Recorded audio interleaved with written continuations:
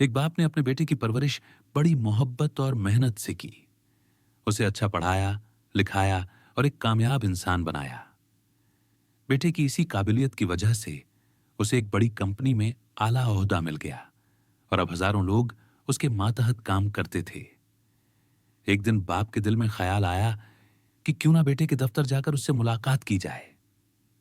जब वो बेटे के ऑफिस पहुंचे तो देखा कि बेटा एक शानदार चैम्बर में बैठा है और उसके नीचे कई लोग काम कर रहे हैं। ये देखकर बाप का सीना फख्र से चौड़ा हो गया। वो धीरे से बेटे के कमरे में दाखिल हुए और पीछे से उसके कंधे पर हाथ रख दिया। फिर मुस्कुराकर पूछा, बता बेटा, इस दुनिया का सबसे ताकतवर इंसान कौन है? बेटे ने पलटकर देखा और मुस्कुराते हुए कहा, अब्बा जान, मेरे अलावा और कौन हो सकता है? बाप को इस जवाब की उम्मीद नहीं थी। उन्हें यकीन था कि बेटा फख्र से कहेगा, अब्बा, आप ही इस दुनिया के सबसे ताकतवर इंसान हैं जिन्होंने मुझे इस काबिल बनाया। बेटे की बात सुनकर बाप की आंखें भर आईं।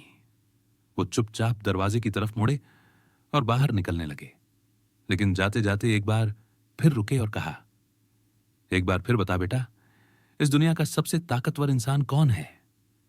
इस बार बेटे ने उठकर उन्हें अपने सामने बिठाया, हाथ थामकर मुस्कुराया और कहा, अब्बा जान, आप ही इस दुनिया के सबसे ताकतवर इंसान हैं।